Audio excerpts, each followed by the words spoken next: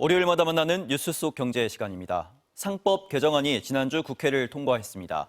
법안에 어떤 내용이 담길지, 또 우리 생활에는 어떤 영향을 미칠지 이성일 경제 전문 기자에게 이야기 들어보겠습니다. 이 기자 어서 오십시오. 네, 안녕하세요. 네, 상법 개정안 핵심 내용을 보면 네. 이사의 충실 의무 대상을 확대한다 이런 내용인 것 같은데 있죠. 네. 조금만 더 쉽게 설명해 주시겠습니까? 자, 기업의 이사는 과연 누구를 위해 일하느냐?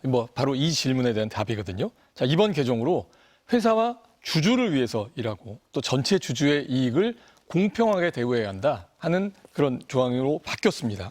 자, 과거에는 회사를 위해야 된다. 여기에 주주라는 표현이 하나가 지금 더해진 거고요. 또 당연한 표현인데 이런 당연한 표현이라고 볼 수 있는 것에 문과가 추가된 것에 이렇게 좀 불과한데, 자, 이렇게 논의 과정의 진통을 겪은 이유는 바로 이게 또 나름 의미가 작지 않기 때문입니다.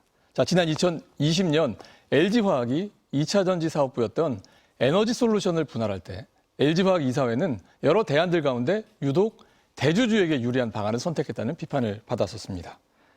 기존 주주들의 입장에서 보면 오랜 기간 적자를 감수하다 이제 이익을 보게 된 이 전망 좋은 회사를 떼내면서 직접 지분을 갖지 못하게 된 반면에 대주주와 LG는 손자 회사로 떼어낸 덕에 별도의 투자 없이 이 회사에 대한 지배력을 유지할 수 있었기 때문입니다.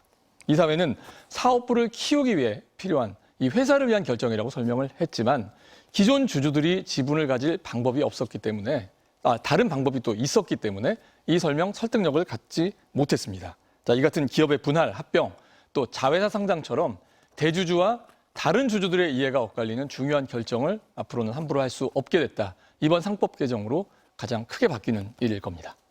일반 주주들의 의견을 무시하지 말라 이런 내용인 것 같은데 그렇습니다. 기업들 입장에서는 좀 불만이 있을 것 같네요. 자, 모든 주주들의 만족하는 결정은 좀 하기 어렵다. 그래서 주주들이 소송을 남발할 수 있다는 게 바로 기업들이 갖고 있는 가장 큰 걱정입니다.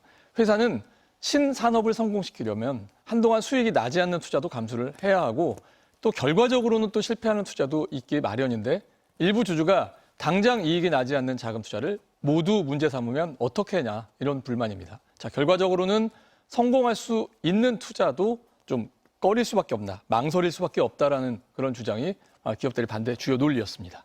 네, 일반 주주들이 단기적인 성과만 요구할 거다 이런 내용인 것 같네요. 그렇죠. 근데 최근에 3% 룰 이 얘기가 좀 많이 나오던데 어떤 내용입니까? 네, 이것도 이번 상법 개정에 포함이 된 건데요. 자, 대주주와 또 특수 관계인의 지분이 얼마이든 간에 감사위원을 선임할 때는 3% 이상 투표권을 행사하지 못하도록 제한하는 조항이죠.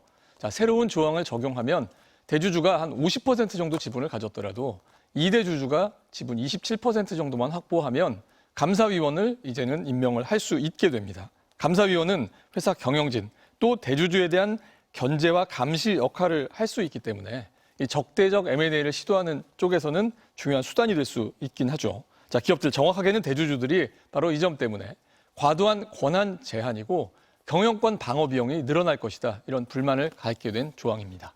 네, 이게 결국 투자자들에게 긍정적으로 작용할 것이냐 이건 시장이 판단을 할 텐데 그렇죠. 당장 주식시장의 반응은 나쁘지 않은 것 같네요. 네, 주식시장은 상법 개정 반겼고요. 또 이를 상징적으로 보여주고 있는 것이 지주회사 주가들의 움직임이라고 할 수가 있겠죠. 자, CJ, SK 같은 주요 지주회사들 주가를 보면 세종문 출범 이후에 상법 개정 움직임이 본격화되면서 크게 올랐습니다. 대기업 집단 지주회사들은 특별한 사업은 하지 않으면서 계열사 지분을 자산으로 갖고 있는 특수한 성격의 그런 회사들이잖아요. 자, 대주주 일가가 계열사를 지배하는 것은 이 덕분에 쉬워졌지만 수익을 올리기 위한 경영활동은 게을리하면서 주식시장에 상장된 지분을 가진 주주들에게는 매력이 없었던 회사입니다. 하지만 앞으로는 적대적 M&A에 노출이 될 수가 있고 또 그게 아니더라도 경영진이 기업의 가치를 올릴 일들을 앞으로 더 할 수 있다는 기대감이 생겼고 이게 바로 최대 수혜주로 만든 그런 이유였습니다. 예상 밖이었던 거는요. 한국전력 같은 정부가 지분을 가진 기업들 또 가격 통제를 많이 받던 가스 회사들 주가도 함께 오른 것이었죠. 가격 통제 혹은 정부 정책에 따라 기업에 반하는 결정을 이사회가 앞으로는 이 개정된 상법을 명분으로 해서 거부할 수 있을 것이다 하는 기대감 때문이었던 것으로 분석이 됩니다. 당분간은 혼란이 이어질 수밖에 없을 것 같은데 좀 보완해야 될 게 좀 있습니까? 자, 기업들 우려처럼 초반에는 소송이 좀 늘어날 수가 있을 겁니다. 경영권 방어, 이사회 결정에 어려움도 좀 늘어날 거고요. 자, 행동주의 펀드 또 소액주주의 적극적인 주주권 행사 가능성이 높아진 것이 분명하기 때문이죠. 또 여당인 민주당은 지금 집중투표제 의무화처럼 야당과 협의 과정에서 빠진 몇몇 조항을 여론 수렴을 거쳐서 2차 개정 추진하고 있는 것도 변수가 될 수가 있습니다. 배임제 요건 명확하게 해서 이사들이 형사적 책임을 져야 한다. 그래야 과도한 부담에서 벗어날 수 있다 하는 것도 논의해 볼 사안인 것 같고요. 자, 하지만 이후의 논의는요. 대주주만을 위한 결정보다는 수익을 우선으로 또 기업들이 지금보다 정교한 의사결정 체제를 갖춰야 한다는 상법 개정의 긍정적 목표를 정착시키는데 초점이 맞춰져야 할 것 같습니다. 네, 이 기자 잘 들었습니다.